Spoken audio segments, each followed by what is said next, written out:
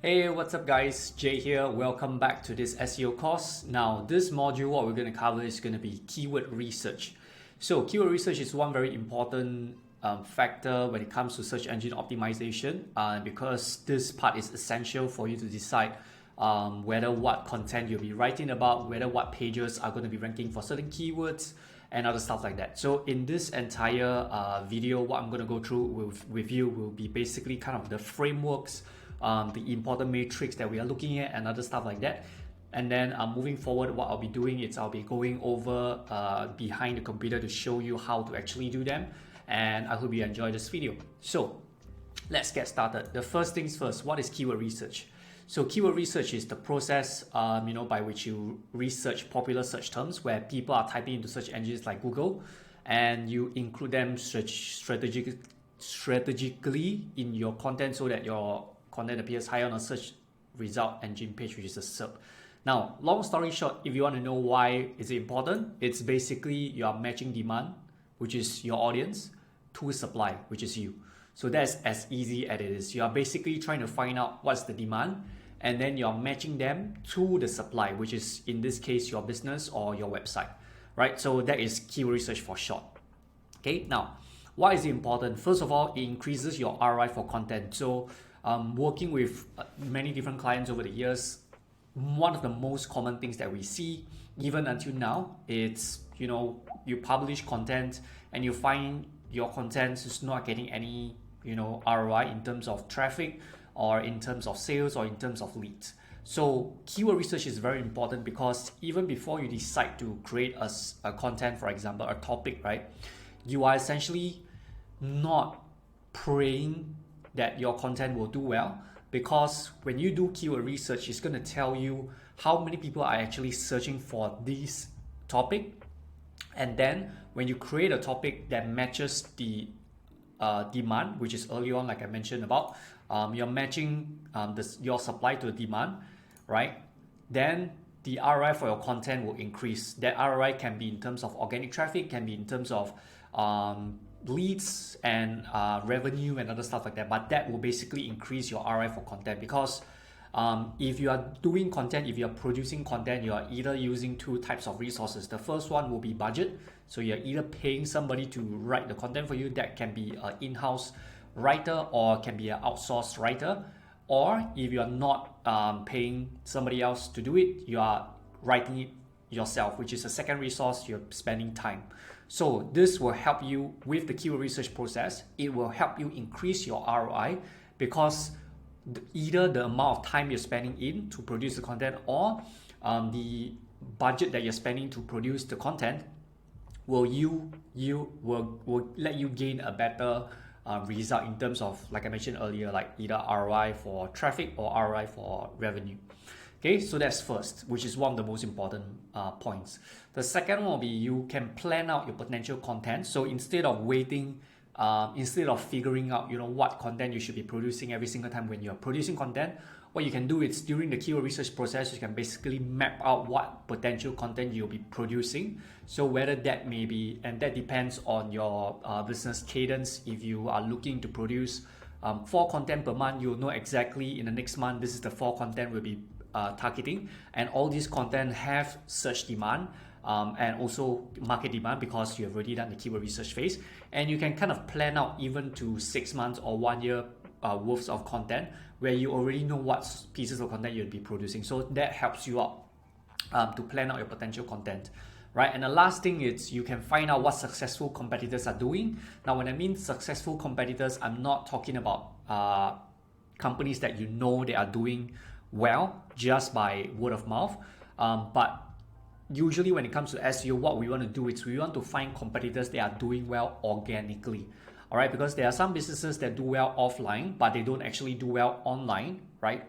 And when I mean successful competitors, I mean your competitors that are doing well organically, right? So the reason why you want to find out why they are doing well organically, it's because that is kind of the roadmap that you have in line for yourself. Because if a competitor that is offering the same kind of services, the same kind of business model as you are doing well organically, it means to say that you have a shot to becoming or walking that path, right? To gain or gain more of that market, organic market share. Okay, so keyword research also allows you to find out why these successful companies are doing well. Okay, so this is the reason why keyword research is important.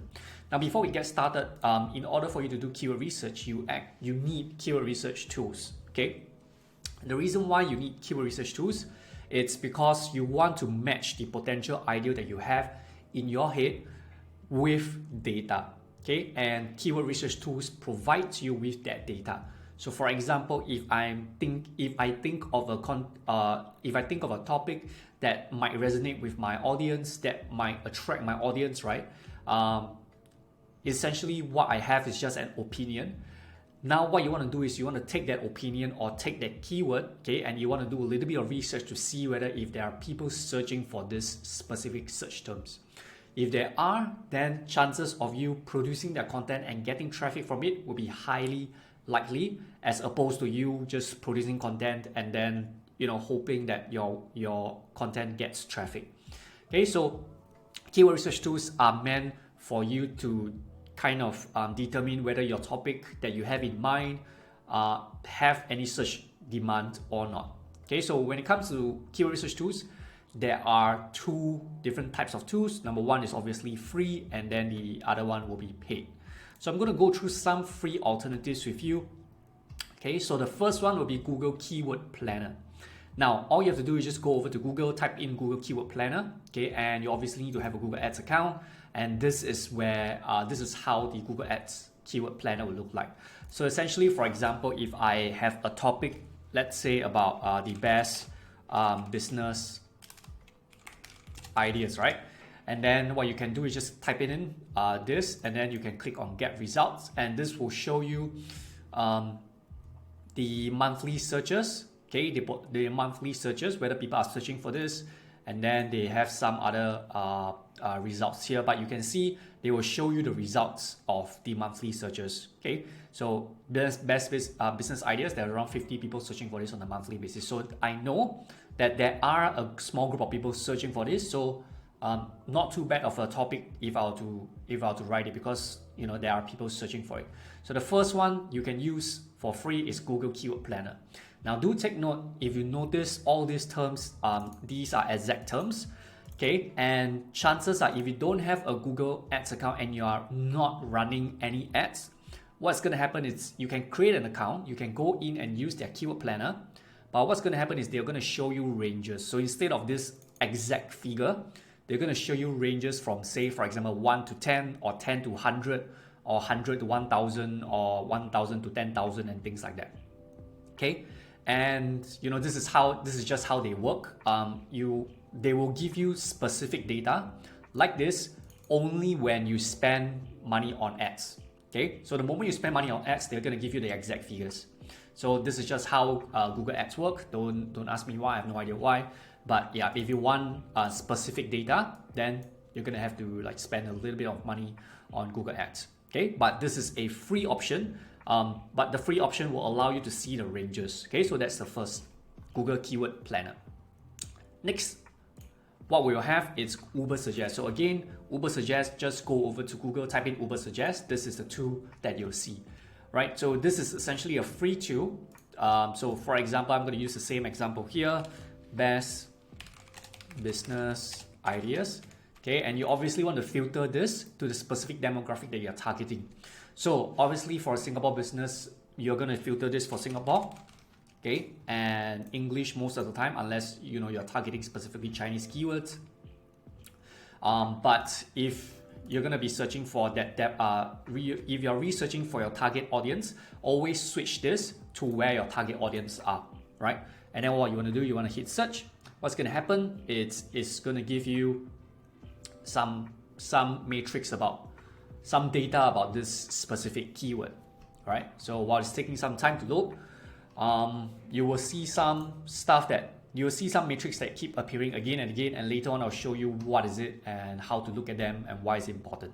So you can see here the keyword search volume, right? The number of searches, the difficulty of the keyword, okay, how difficult it is, the paid difficulty. So in this case, they have a paid difficulty, which means how difficult it is when as compared to on a Google Ads point of view, and then the cost per click, which is average how much an advertiser have to pay for this specific search term. Now don't worry, because all these metrics I'll go through with you later on, and I'll only go through with you the ones that you need to pay attention to. All right, so this is Uber Suggest. This is free, and you can see there's a free daily searches, so 2 out of 3, but this is initially a free tool that you can kind of jump into and kind of see how it goes. All right, and then the last one, the last alternative will be Google Search Console. Now, Google Search Console, it's if you haven't watched my earlier videos where I go through why Google Search Console is important, please go ahead and watch that video, because it's really important for you to understand how how GSC work. But basically, with Google Search Console, if you have an existing website, chances are, if you have an existing website plus you have already set up Google Search Console, you're gonna have data on your website already. So it's one of the easiest way to find out what topics people are searching for.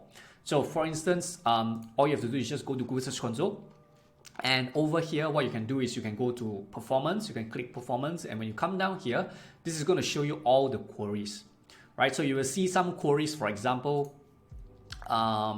headache, this headache, this specific search term, right? So all these are potential topics that you can write about, because this shows you that there are people searching for this, because the impressions mean to say how many times this your website shows up on Google when people search for this query, right? So you can see all these queries, and this, if you don't have a topic or if you don't have a page that is about this specific query, then you obviously can go ahead and target this, right? So this is a good place for you to figure out potential content or potential topics that you can write about. So this is Google Search Console, and it's free of charge. Now, obviously, if you want more data to work with, you will have to get a paid account. So so these are some paid recommendations. Obviously, there's a lot of paid recommendations out there. Just feel free to Google it yourself. But the these 3 are the most common ones I see and I have experience with. So the first one is Ahrefs, which is the one that I use and our agency use all the time.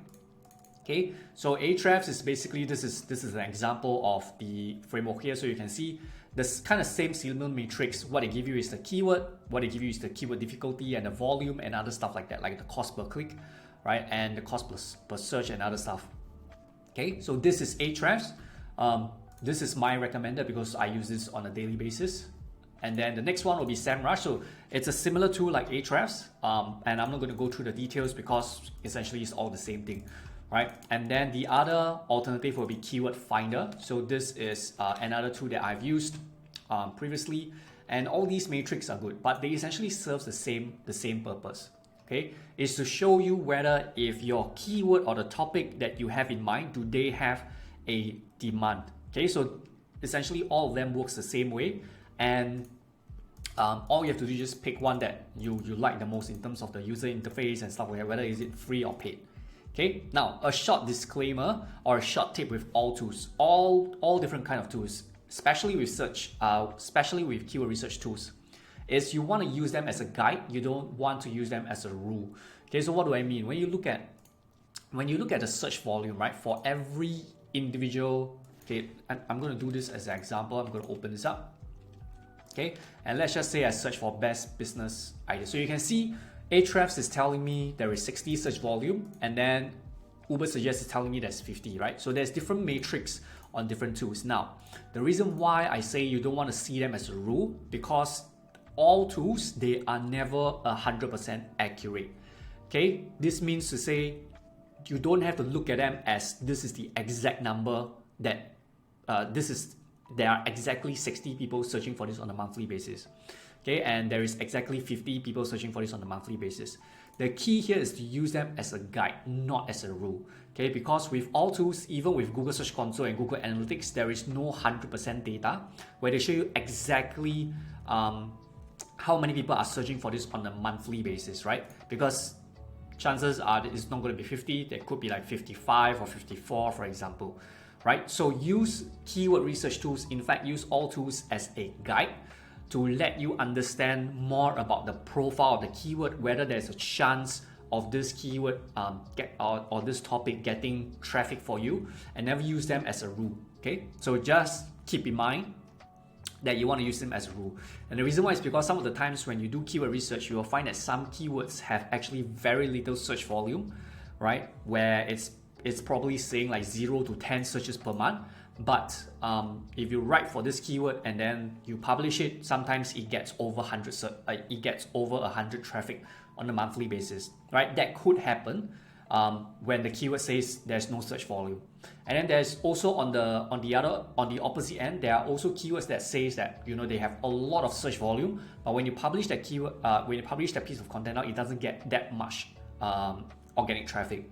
So again, use keyword research tools as a guide for you to determine which keywords you want to go after, because this will roughly tell you what is the size of the demand. Okay, and this is obviously way better than having no tools at all, because having no tools at all, meaning to say there's nothing for you to base your judgment on whether if this topic you have in your mind it's going to be popular or not. Everything will just be based off on opinion. So you always want to have some data to work with.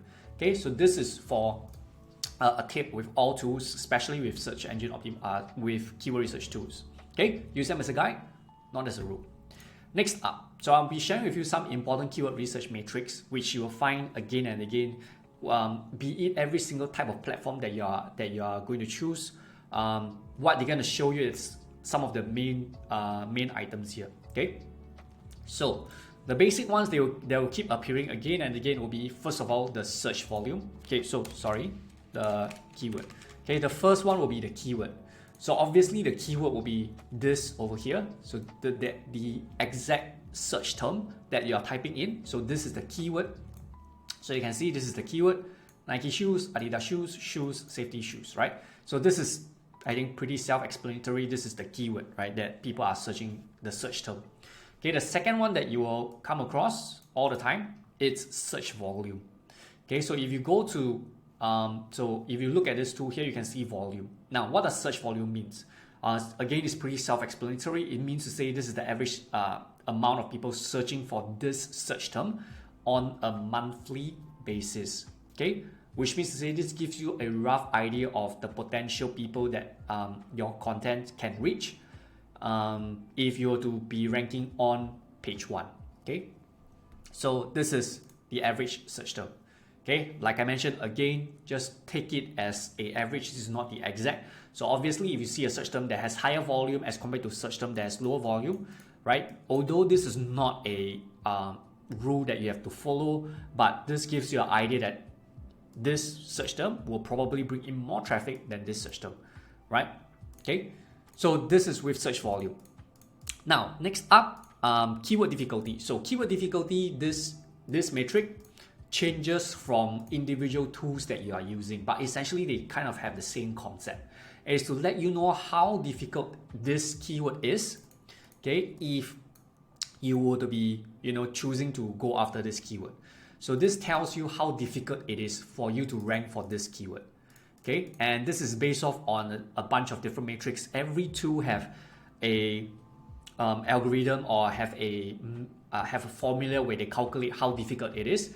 So I'm not going to tell you like which one to pay attention to, but generally, if a keyword tool tells you that this keyword is very difficult to rank for, this means to say your website needs to be at a higher domain authority level to be able to compete for these search terms. Okay, and obviously with all tools, they tell you they have their own different calculations. That's why some keyword tools will tell you Nike shoes have 6 is a keyword difficulty of 6 over 100, where if you look at other tools like Uber Suggest, they will tell you like this keyword difficulty is 80 over 100, right? But again, with keyword difficulty, you just want to look to see how difficult the keyword is and just list them down so that you have a rough idea of which keywords you want to go after first. Because if there is a keyword that has a higher search volume and a lower keyword difficulty, you obviously want to target those keywords first, right? So this gives you, again, more data to prioritize which keywords or which content you want to rank for first. Okay, so that is with keyword difficulty. Okay, and the last one, it's cost per click. So, obviously there are a bunch of other terms here.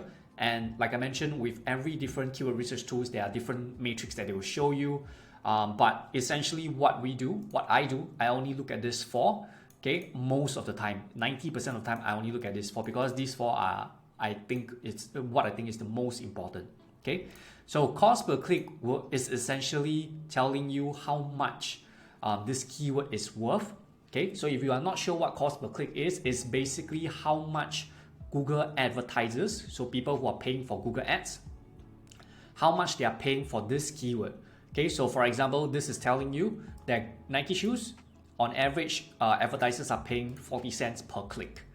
Okay, and again, this is an average. You don't have to look at it as is, because like I mentioned, all tools are just an average for you to have a rough guide of what's going on. So obviously, if a keyword has a higher cost per click, so for example, Gucci shoes, you can see $1. Okay, and let's say safety shoes in Singapore, there is 35 cents. Okay, so this cost per click is higher. Okay, and chances are, if a cost per click is higher, the reason why this cost per click could be higher is because a lot of people are bidding for these keywords. Okay, and if you ask yourself, why are more companies or more advertisers bidding on this keyword? Okay, one of the main reasons why will be because when they bid on this keyword, this keyword converts for them. Okay, and that's why they find that, hey, if I bid for this keyword is the one that's converting for me. What am I going to do? I'm going to bid for this keyword more, right?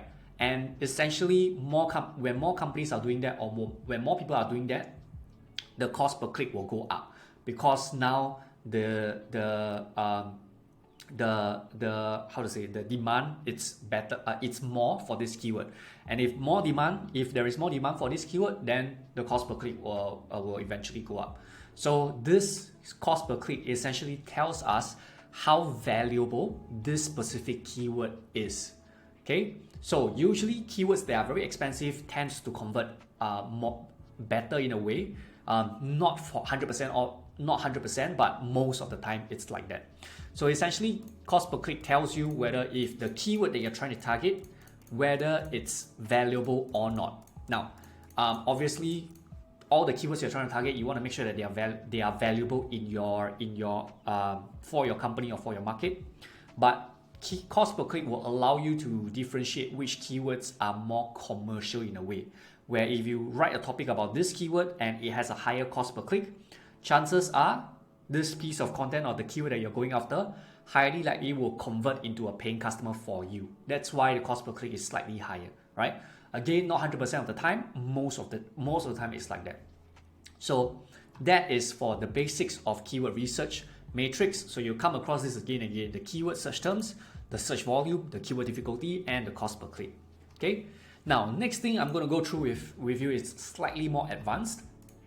And this is slightly more advanced because there is not just looking at the search terms, but what you want to do is you want to decide, after you research for a search term that you have put it inside your keyword research tool, the next thing you want to do is you want to decide what type of content you should be creating about, right? Because now that you have identified what topics have demand, you want to be able to serve that demand accurately and clearly. Okay, and this is the advanced frameworks that you should be thinking about when you're creating your content. Now, I'm not going to go through in depth of all this because this will take too long. But these are the few things that you need to take note on.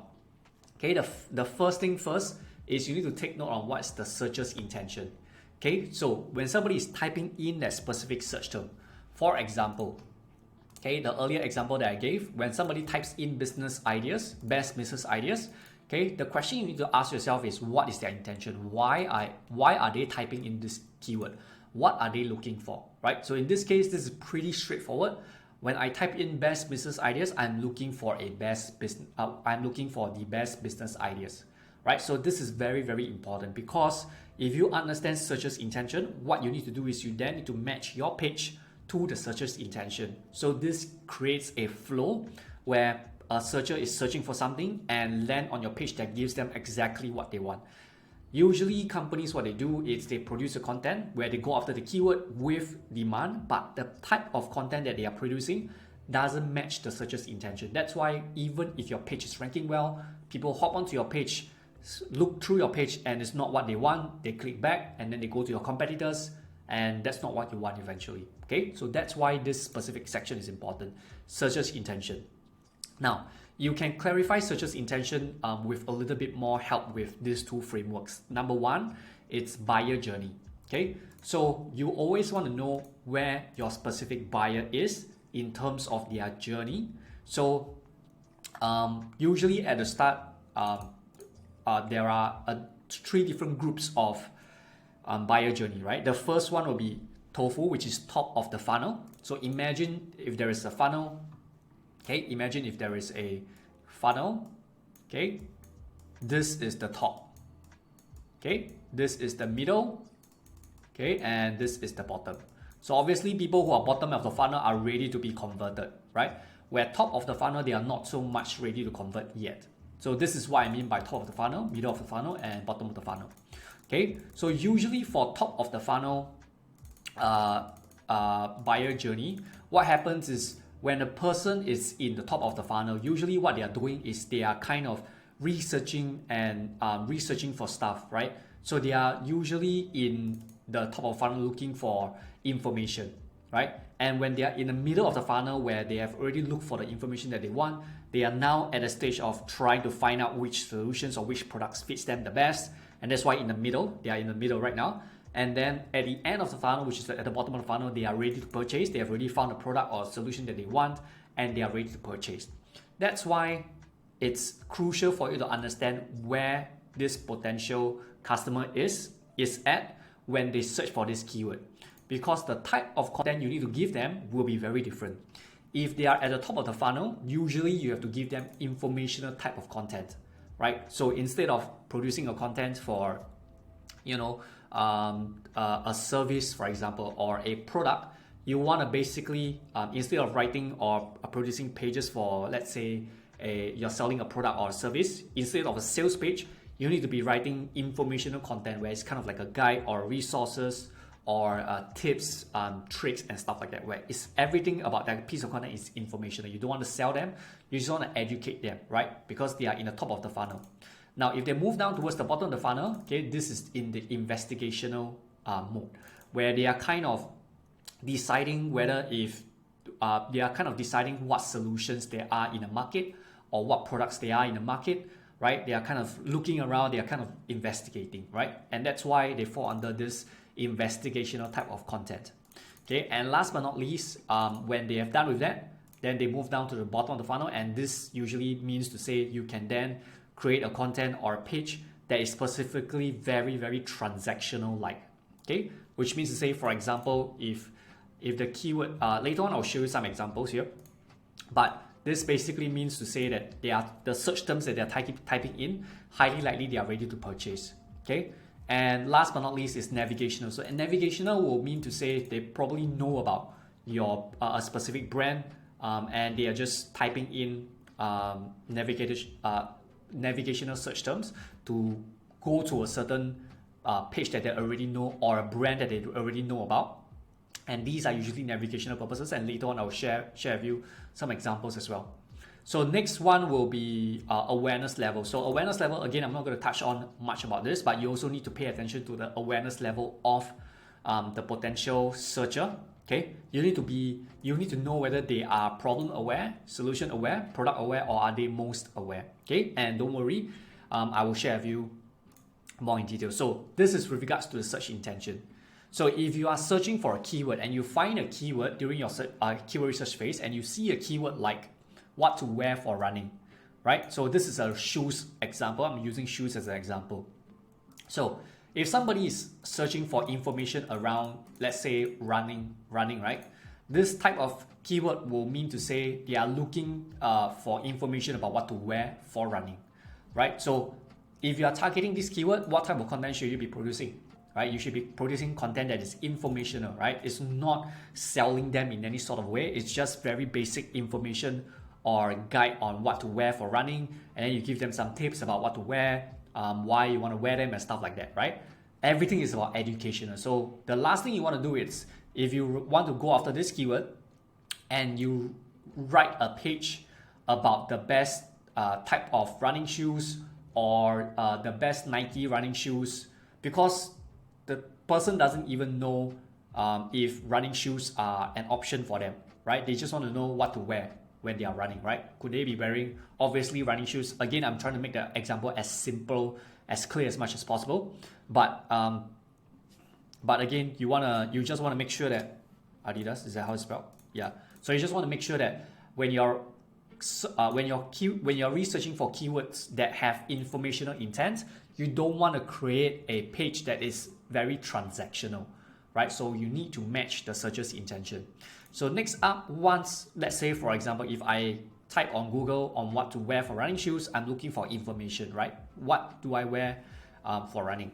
And then what happens next in my journey? It's now that I know I could be wearing running shoes, I want to know what are the types of running shoes I can wear, right? So when I type in types of running shoes, I'm now at the investigational stage where I'm trying to investigate more about this solution or this service or this product, right? I'm trying to find out more about this solution that I found online, right? Either through the content that I read earlier, right? But this is investigational. So again, when somebody types in types of running shoes, you don't want to give them very, very generic information, right? Because imagine this, if you're ranking for this keyword and you write, and within your content, you write what to wear for running, right? Chances are it's not going to do that well because the searcher already knows what they want to wear, right? Because if not, they wouldn't be typing in types of running shoes. So the last thing you want to do is you want to educate. The last thing you don't want to do is you don't want to educate them on what to wear for running because they are already typing in the types of running shoes. They already know what to wear. So that's why searcher's intent is very important. Okay, so this falls under investigational. Okay, types of running shoes.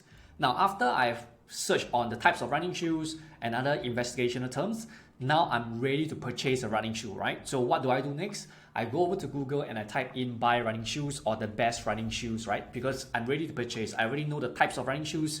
Now I'm ready to purchase, right? I could be looking for generic transactional terms like this, or I could be looking for navigational transactional terms like buy Nike running shoes. Like this is very, very specific.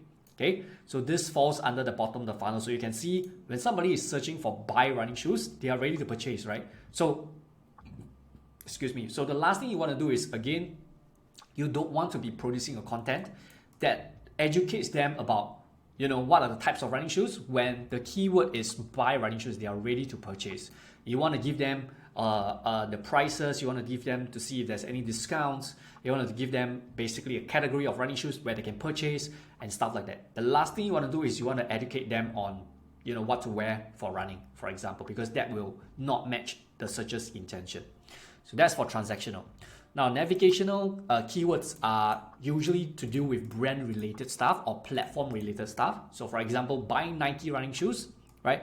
They know the brand that they are looking for, and they kind of want to go to Nike to buy a Nike running shoe or Adidas shoe, for example, right? Or if they search for something like Nike shoes refund, it means to say they want to refund a Nike shoe, but you can see everything happens on the platform of Nike, okay? Or if they are searching for something like Nike shoes promo code, again, they are searching for something online they are searching for something on Nike that is, for promo code or refund, or some of the times, like for example, Facebook login, for example. This is very, very navigational, right? Where people are trying to figure out, where people are trying to go or reach somewhere or some pages. Okay, so this is for searcher's intent. Now, this part is very crucial because knowing what keyword gets you demand, it's not enough, not at this stage of search engine optimization, because Google has already evolved in a stage where they are trying to give people exactly what they want. And that's why it's very important for you as a content producer, or if you're producing content, right? It's very important for you to match the searcher's intention, because that is exactly what Google is trying to achieve. And if you can help Google, Google will help you. And this is why you want to do this specific section. Okay, so the next part here is, so this part I've already mentioned. Usually for informational content, they are usually for top of the funnel keywords, they are usually informational content. In the middle of the funnel, they are investigational. And then Bottom of the funnel, they are either transactional or navigational. Now, this is a good framework to work around, but do take note that this is not the only buyer journey, because there are millions and millions of keywords, different types of keywords out there.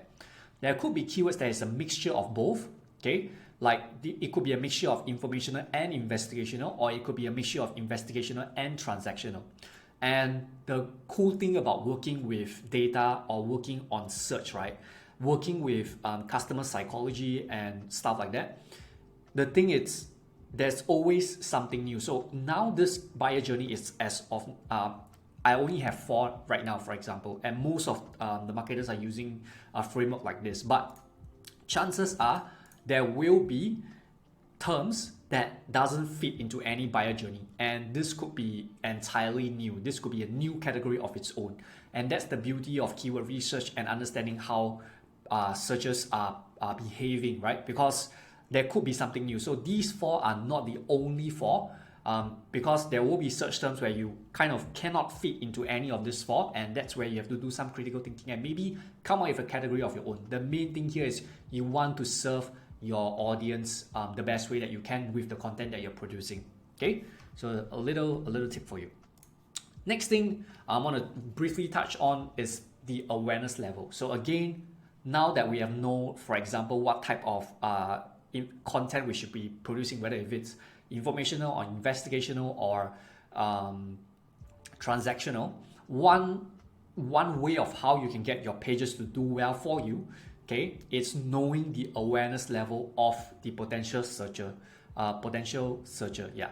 So there are 4 different awareness level, whether they are problem aware, solution aware, product aware, or they are most aware. Now I'm going to give you some examples so you know what I'm talking about.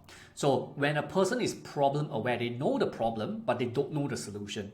So for instance, if a keyword is what to wear for running, right?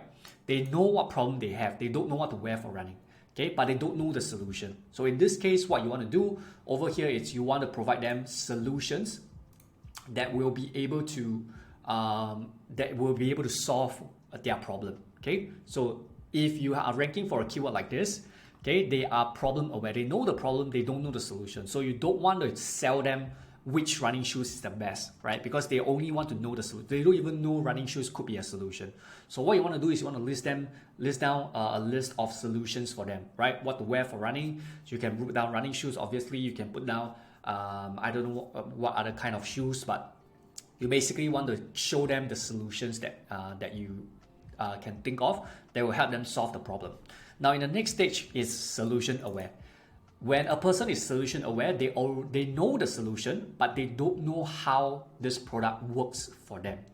Okay, so for example, right now, I know the solution. I know the solution to my problem to what to wear for running. It's running shoes, right? But I don't know how running shoes work, right? So I could be typing in types of running shoes or how running shoes work, why are running shoes effective, you know, and this is because I already know about the solution. I just don't know how this solution, how this product works for me.